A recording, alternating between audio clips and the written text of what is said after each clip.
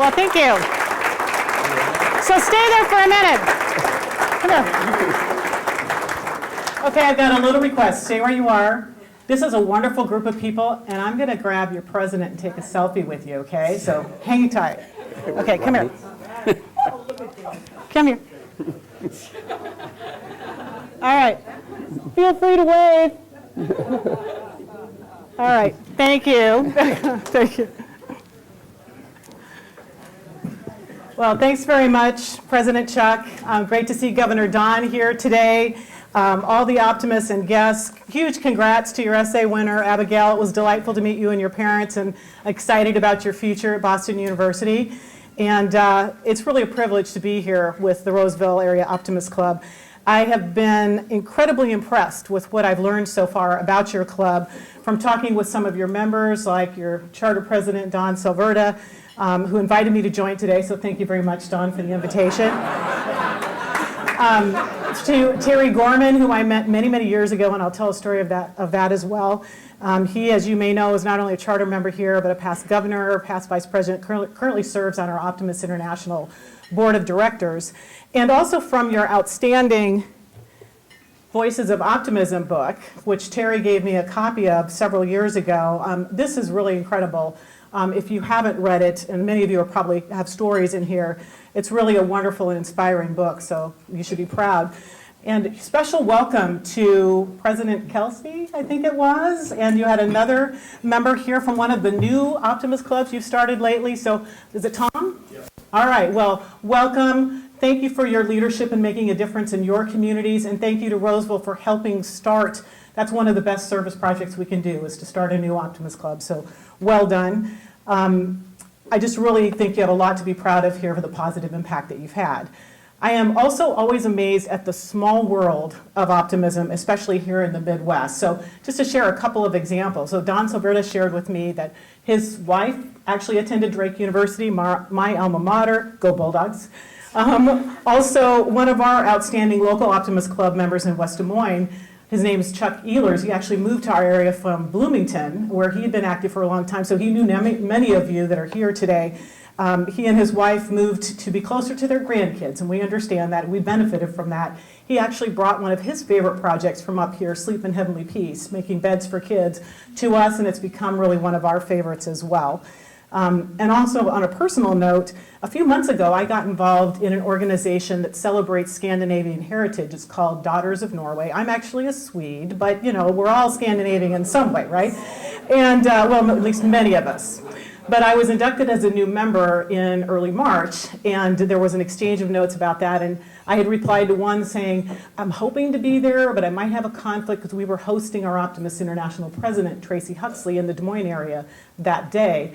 And one of the people replied and said, and I assumed these were all notes coming from people around Des Moines, was like, oh, I'm also an optimist in our area. I'm a member in Roseville. And I was like, Roseville? And I looked it up, and sure enough, I'm like, are you going to be there on April 12th?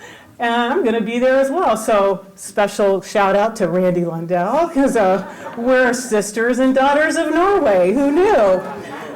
And your own Steve Lindgren. His mom is from my hometown of Red Oak, Iowa.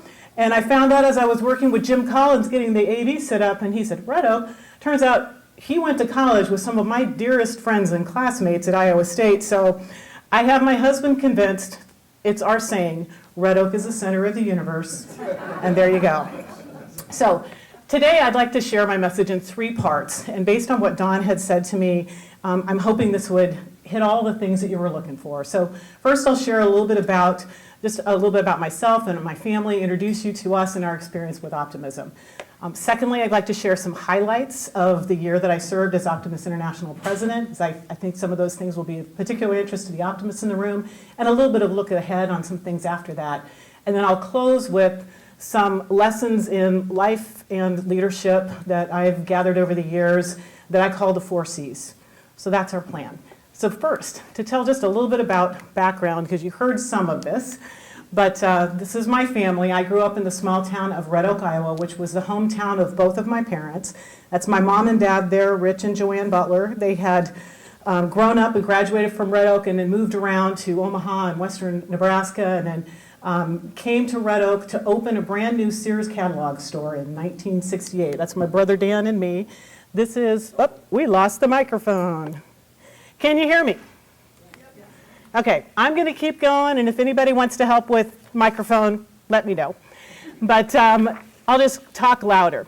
So this is Red Oak, Iowa, our famous water tower in the Red Oak Tiger colors of orange and black with our colors and so on. The downtown area, there's an example of our Sears catalog that some of you may remember choosing whatever you wanted from there. Our Drake Bulldogs, and then I did work for IBM for 32 years until I retired just in time to be president-elect of Optimist International in 2017. Well, hello there. See what I can do. All right, we'll keep rocking. Are we okay? Can you hear me in the back? Okay, great. I'll talk loud. Okay, and for the last few years, I've been doing some healthy lifestyle coaching since I retired from IBM and from finishing my year as Optimist International president, so that's been very gratifying. As some of you may know, my husband Mike and I actually met through Optimist. So, yeah, he said, look at that handsome young man. How lucky am I, right? But so after being a charter member in 1989, in 1991, I was serving as lieutenant governor for Iowa and was the membership chair for our club. And we had what we called a New Optimist Welcome event, and Mike was a guest. And you know, I was, of course, trying to convince him he should join. And then he didn't. And then we kept running into each other everywhere. Turned out we lived 7 blocks away from each other, but we had never met. So he saw me on TV for something with Optimist. I saw him in the grocery store picking up dry cleaning. And he kept coming to our meetings and hadn't joined. And finally, after showing up, he left me a message on my work voicemail and said, you know, I was wondering if you might like to go to lunch on Friday. I still have some questions about the Optimist Club.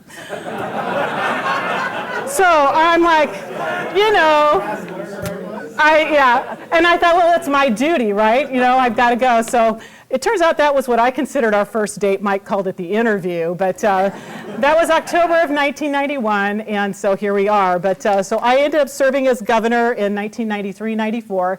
I was the first female governor of Iowa. So Mike was the first man. He's very proud of that. Yeah, well, and I was single as well, but yes. But then we got married at the beginning of our Optimist year 1998-99, October 3rd. Thank you very much. How about that? A little bit better? Okay, awesome.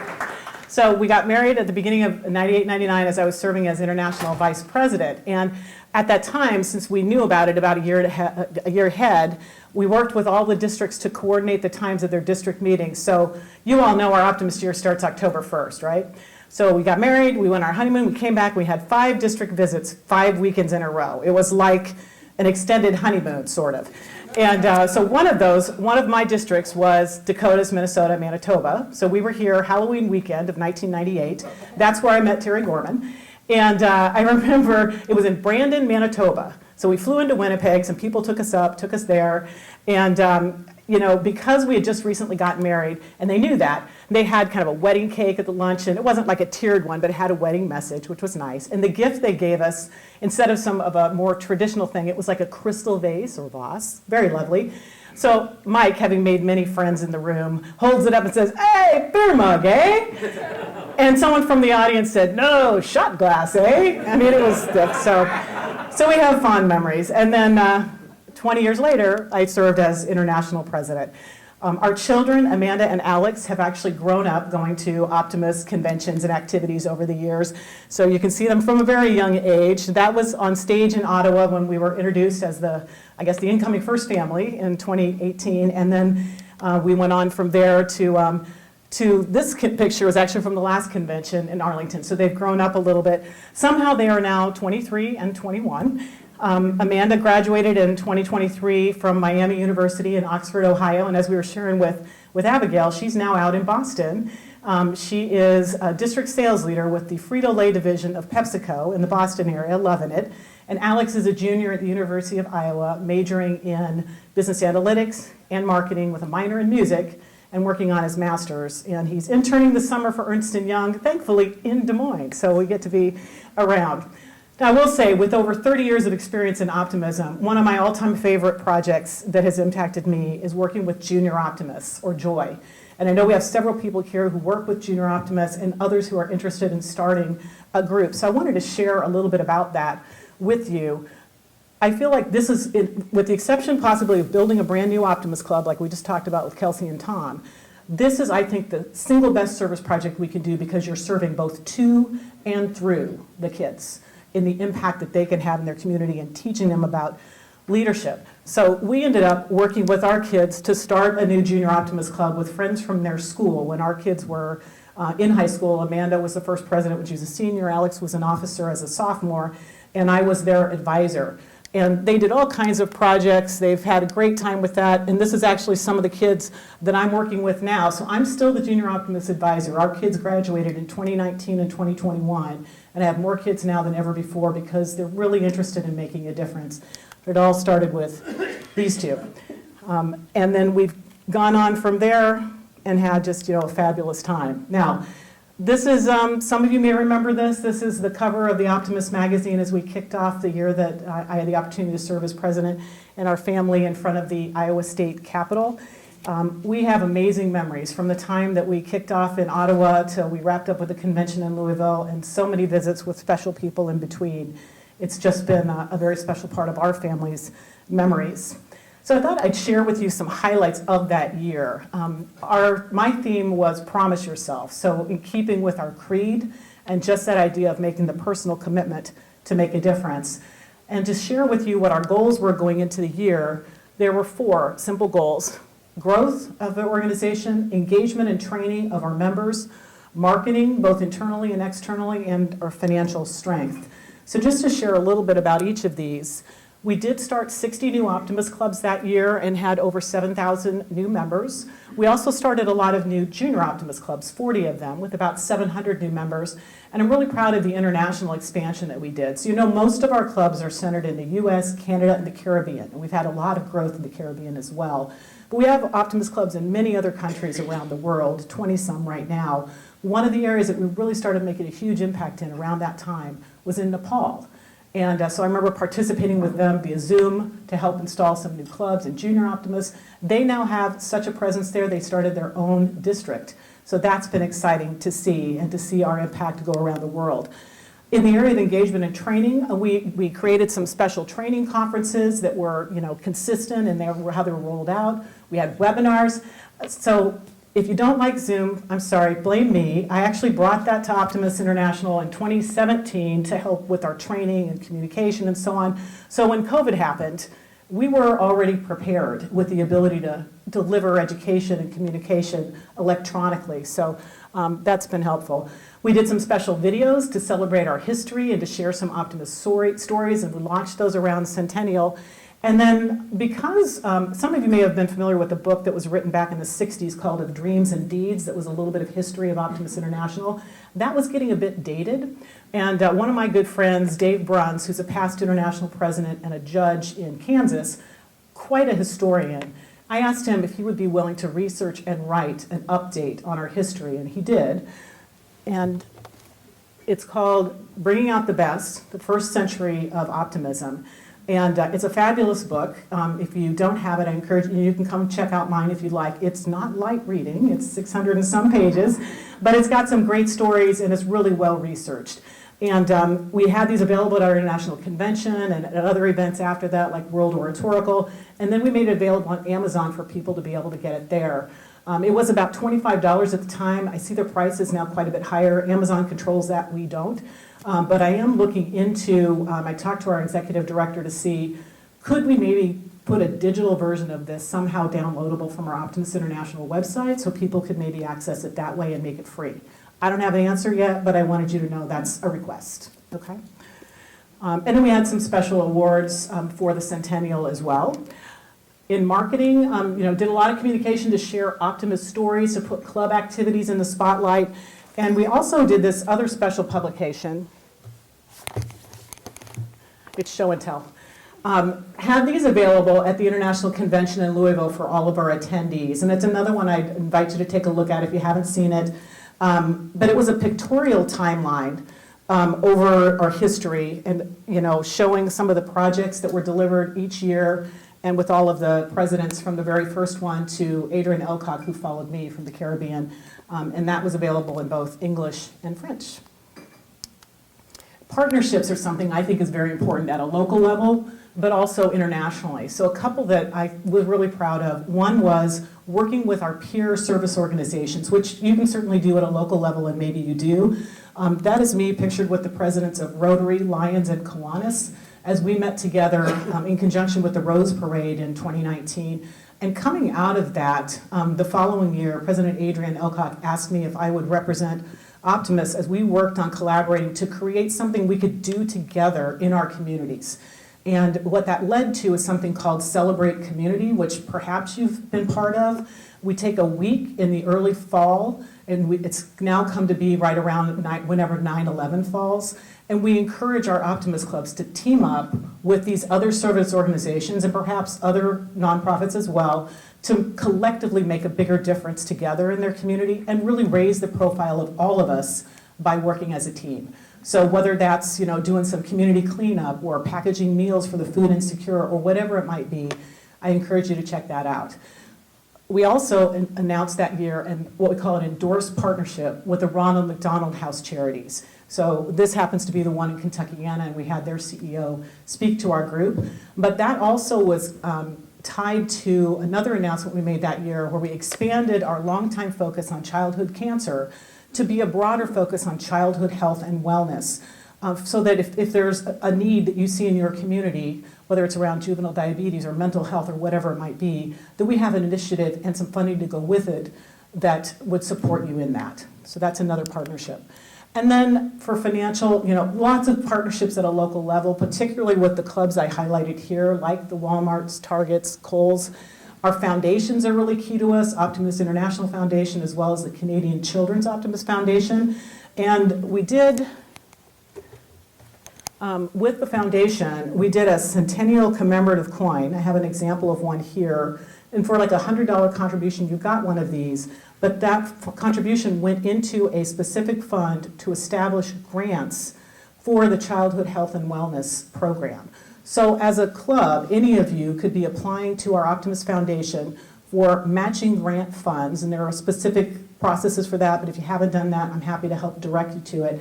And there's a specific one for childhood health and wellness. So those are some opportunities available to you that I encourage you to look into. It can stretch your dollar farther to help you make a local impact.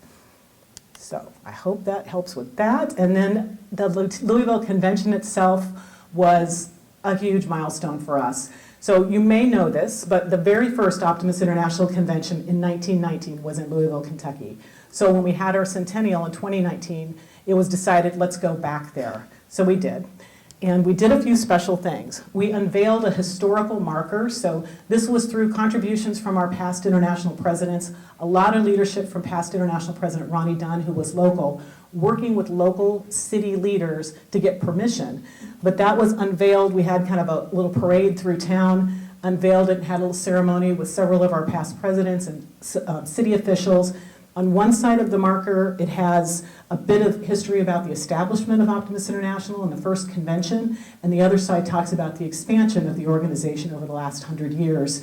And that is at the site of the original convention. So if you haven't been there, you can go check it out. We also did a little fun kind of back to this future live historical timeline on stage. My family kind of did a little Marty McFly, Doc. You might not be able to see it, but Mike was Doc. Our son Alex was Marty, and Amanda was kind of the sidekick, and I was just sort of there coordinating it. But they had the DeLorean arrive, and then we went through a bit of history with different people coming out representing each of the decades of optimism, what was happening in the world and what was happening with us. Just kind of a fun way to share some history. Had a couple of awesome keynote speakers. Monica Harden there on the left was a former oratorical contest winner, went on to become Miss Kentucky, and then she was a local media personality. And the family on the right, that's Jeff Hansen and his parents, Hal and Julie. Jeff is a wonderful story, philanthropic young artist. His mom, Julie, is actually from my hometown of Red Oak. We went to church together. I had followed his story from a young age. He was a childhood cancer survivor. But he discovered kind of by accident he had a gift for art, and he started making paintings to raise money for charity. and set a goal to raise $1 million for charity by the time he was 20, which he did. And then he set another goal to raise 30 or 10 million by the time he was 30. We commissioned him with our foundation to do the art that you see behind him. That was some of his kid art. It's highly colorful, very texturized, and we put that at the Ronald McDonald House of Kentuckiana during our convention. And then they were our keynote speaker talking about his life. It's telling a story from a book his father wrote called Lessons from Claude, which is what he had called his tumor. That led to a partnership with our Optimist International Foundation for their 50th anniversary that featured Jeff Hansen art. Wonderful. And sadly, Jeff's cancer came back during that year, and we lost him when he was about 26. But wonderful story, Jeff Hansen. And then that's our family's picture as we were dancing through the decades at the Louisville Convention. Were any of you there? Okay, well, I know Mike was. Thanks, Mike. I would have wondered if he wasn't. So, and so for Junior Optimist, this picture is actually all the kids that were there in Louisville at the Junior Optimist Convention. And we had 75 fleece blankets made there that we gave to the Ronald McDonald House of Kentuckiana. This is our son, Alex. Okay, I guess our screen's a little bit off, but with Maya Gluck, who was the Junior Optimist International president, and Alex actually served on the board of directors. They've become good friends. And when she was president, I was the Junior Optimist International chair. And there is a book that she wrote, and it looks like it got cut up a little, so it's called Zoe the Zowie. And it is a little journey through the alphabet, she goes and finds an apple with her friend Annie, etc. But what's cool is it tells a story of service and volunteerism and leadership, and it really highlights junior optimists and what we try to do to make a difference in our communities. And on a personal note, the illustrator for this, it was Maya, the author, and I did a lot of editing. The illustrator is actually Mike's and my niece, Ashley. It takes really art to make a children's book come to life, and she has a real gift. So these books are still available. They are $20 on either Amazon or Barnes & Noble, and they're hardcover, and they're a wonderful thing. You're welcome to check mine out and see it, but it's something you could give to the children that you work with in your projects as well. So I wanted to make sure that you were aware of that. So that is our Junior Optimist International. There we go. And I wanted to let you know they're doing something different this year with the Junior Optimist International Convention. It's going to be a Joy Summit, and instead of taking place in conjunction with our convention, it's going to be a separate event held at St. Louis University in July, and it will be in conjunction with our World Oratorical Championships. So, that is a wonderful opportunity for the kids to see that as well. And so if you sponsor a Junior Optimist Club, I encourage you to check it out. And for the rest of you, I hope to see you at Niagara Falls in June at our Optimist International Convention. So that's a little bit of a look ahead that I wanted to share. And with that, let me share with you some life lessons and leadership that I have put together at one time for an audience of junior optimists and for our youth appreciation. So I hope, Abigail, this resonates with you. But I think these are things that we can all either see ourselves in, or I'd welcome your thoughts. So let me share with you a few highlights. Commitment. So this, of course, is our personal dedication to see things through, to get to the end goal, and to do that to stay the course. One of the quotes I liked on that was, commitment leads to action, and action brings your dream closer. And of course, to do that, you need to start by setting goals, which then provide direction, and have a plan on how to get there, to which you then stay committed. And to do that requires priorities. So let me share an illustration with you. You'll see here a mason jar. And some of you may know this story, so I welcome your input. But imagine I'm a college professor and you're my students out there. So I'll look at Abigail and others. But I take this jar and I hold it up and I ask my class, is this jar full? And what do you say? It's full of rocks, right? You guys know the answer, so you stay with me. Imagine you say yes, no. But then the next thing I add is some pea-sized gravel, because it can sift down in between those big rocks. And now I ask if it's full. But wait, there's more. Next I add sand. Now is it full? Because the sand is sifted all the way in. How could there possibly be any more room, right? But then the question is, what's the point of all this? And some anxious hand goes up in the back, it was probably Mike, and says, no matter how busy you are, you can always stuff more things in if you try hard enough, right? But no, the point of this illustration is what? You got to put the big rocks in first, right? If we start with the sand or even the pebbles, the big rocks aren't going to fit. So the big rocks represent the key priorities in your life. You know, it's your family, it's maybe your faith, it's your work or your school, or maybe it's your volunteer activities. Whatever it is for you, you need to make sure that you're making time, and some people now use the term, put the big rocks in your calendar, because otherwise all the sand's going to fill your time.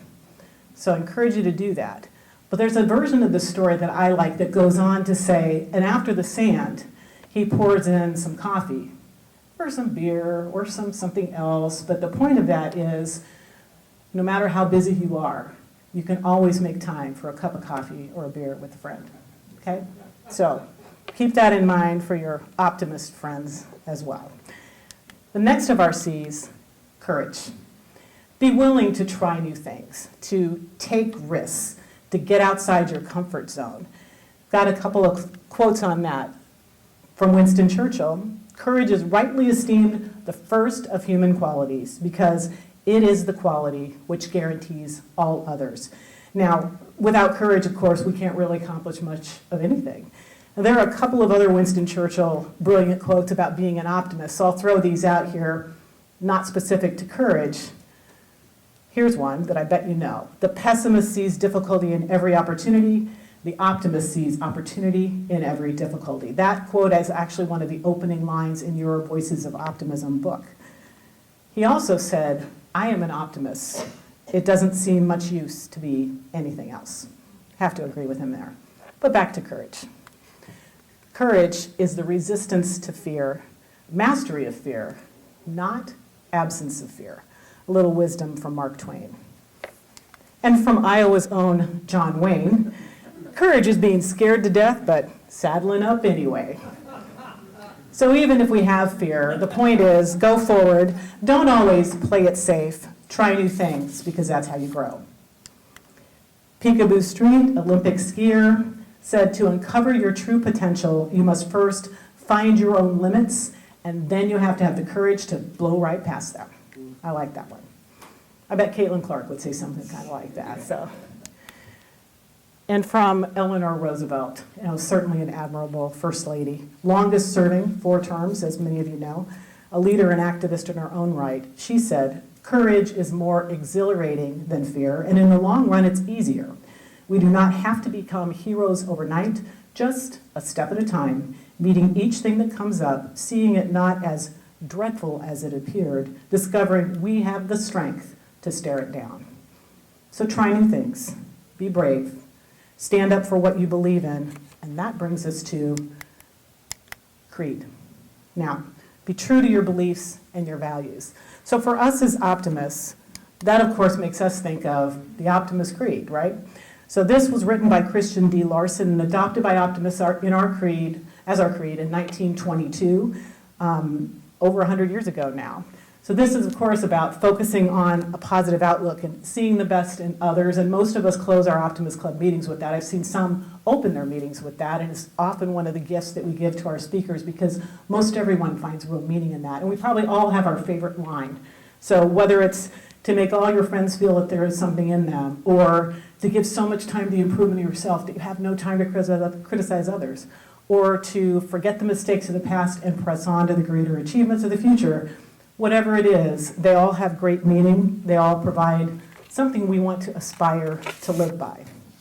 But I want to share another story with you on a personal note, because to me this is about our core values.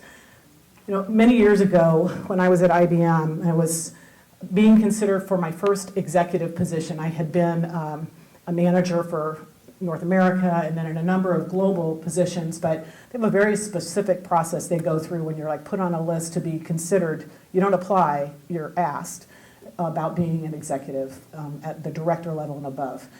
And I was approached about a position that I wasn't sure was the right role for me, and the person who was interviewing for it really wanted me to be in New York.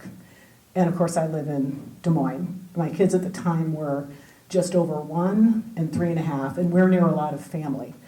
And I was really concerned, and if I say no to this, will I ever be considered again? So I was weighing kind of do you ever make those lists, all the pros, all the cons, right, and see how it comes out? And I ultimately decided to decline.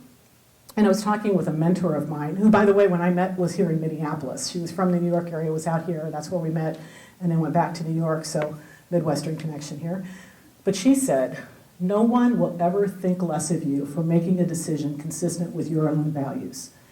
And that has stayed with me. So stay true to whatever your values are, because you're the one who's going to have to live with your decision, no one else. And to go on from there, a few months later, so this was 2004, Mike was actually having health issues, and it kind of came out of nowhere, and it led to major surgery, and we were told that he's going to need at least 6 weeks to recover. He won't be able to lift anything. And at the time, I was doing quite a bit of global travel. So I had to tell my leadership team, I'm not going to be able to travel because he can't lift. And we had 2 little kids. And if you've been parents, when they're little, you spend a lot of time lifting them, right? Or trying to keep them from hurting themselves. But coming out of the surgery, it ended up leading to a cancer diagnosis that we weren't expecting.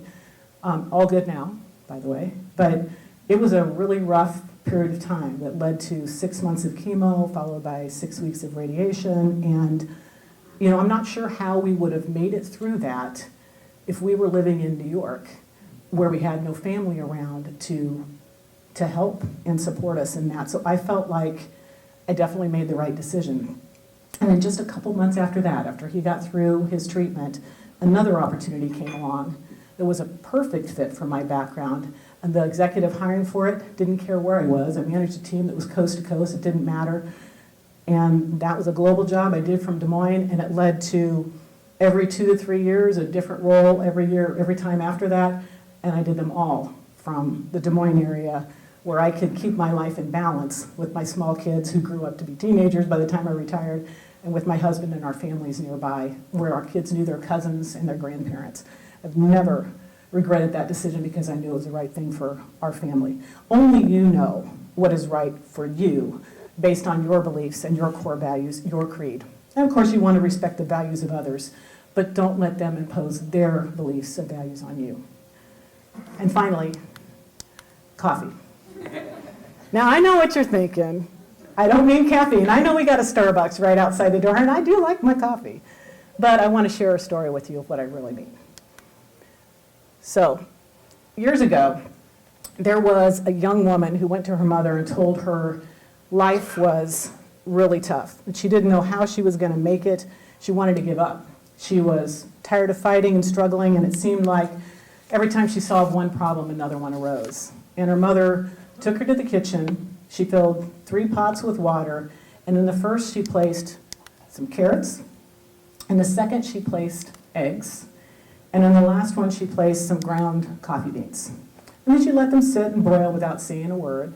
And in about 20 minutes, she turned off the burners. She fished out the carrots and placed them in a bowl. And then she pulled out the eggs and placed them in a bowl. And then she ladled the coffee out and placed it in a bowl. And then she turned to her daughter and said, "Tell me, what do you see?" "Carrots, eggs, and coffee," she said. But she brought her closer and asked her to feel the carrots. And she did, and noticed that they had gotten soft. And then she asked her to take an egg and break it. So after pulling off the shell, she observed, well, now it's a hard-boiled egg. And finally, she asked her to sip the coffee. Her daughter smiled as she tasted the rich aroma, and then she asked, "Okay, what's the point, Mother?" And her mom explained that each of these objects faced the same adversity, the boiling water, but each reacted differently.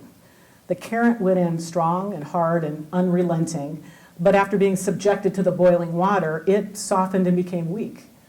The eggs had been fragile.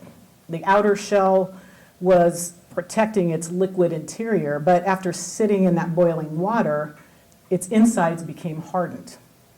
The ground coffee beans were unique, however. After they were in boiling water, they had changed the water. "So which are you?" she asked her daughter. "When adversity knocks on your door, how do you respond? Are you a carrot, an egg, or a coffee bean? So think about that. Which am I? Am I the carrot that seems strong, but with some pain or adversity, do I wilt and become soft and lose my strength? Am I like the egg that starts with a fluid spirit, but after maybe a hardship of some kind, some trial, I become hardened? Does my shell look the same, but on the inside, I become bitter and tough? Or am I like the coffee bean? The bean actually changed the hot water, the very circumstances that brings the pain. And when the water gets hot, it actually releases the fragrance and the flavor. Now, if you are like the coffee beans, when things are at their worst, you get better and you change the situation around you. So my friends, you are the coffee. You make the circumstances around you better. This is what we strive to do as optimists, to bring out the best in our communities, in the young people that we serve, in ourselves and in each other. Now there's some other C's that we could talk about. I see you as catalysts for positive change. I encourage you to remember your community and continue to recognize your role as a part of something bigger. Continue to make a difference and to see and value what others also contribute to bring out their best in addition to your own. Because again, that's what we aim to do as optimists. So my sincere thanks to each of you for all that you do in your clubs, in your communities, for each other. Please remember how much it matters. Even if you make a difference to just one, those are the things that are going to leave a mark. So let's work together to leave our little piece of the world better through our efforts. And as you go along your journey, I encourage each of you to continue to be committed, to be courageous, to live by your creed, and to be the coffee. Be the force of positive change for yourself, the community, and the world. And when you do that, I know you're going to leave your mark in history for the better. I look forward to watching what you achieve. Thank you.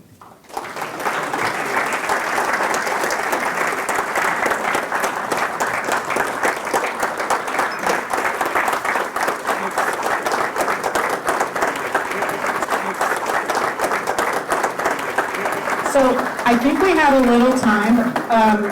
I wanted to offer, if there are any questions, if there's time, I have one other story I'd love to share, but I didn't want to jump there until I made sure that we got any questions because I don't want to make President Chuck late. I promise. So, is that okay, Chuck? Anyone have any questions? I'm willing to take. Y'all still awake? I have a question, but I want to hear the story. You want to hear the story? Okay. Does anyone else want to hear one more story? Yes. All right, here we go. So I shared with you that our convention was in Louisville, right? So let me tell you a little bit about why that was so significant to my family.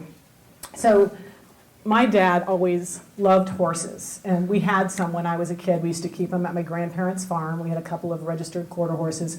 And when I was maybe 9 or 10, we actually went to Louisville and went to Churchill Downs, and I still remembered that. So when our Optimist International Convention was in Cincinnati back in 2013, and we drove there with our kids, we did a side trip to Louisville. Little did I know that a few years later convention would be there, but I'm like, we've got to go. So this picture was taken when we went to Churchill Downs. It was kind of a gray, overcast day, and they've got, this famous horse out front. But then as we were getting out of our car, there was this horse walking by with this little tiny cute horse right next to it. And I thought, well, that's kind of cool. So I just took a picture.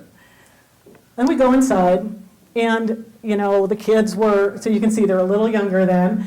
We're checking out the museum. I had to get a hat. I had to try a mint julep. I don't know what I was thinking, but we got some horses. But they told us they have video of every Kentucky Derby ever run, and there's been well over 100 of them. So they tell you, watch the one from the year you were born, and then watch 2009.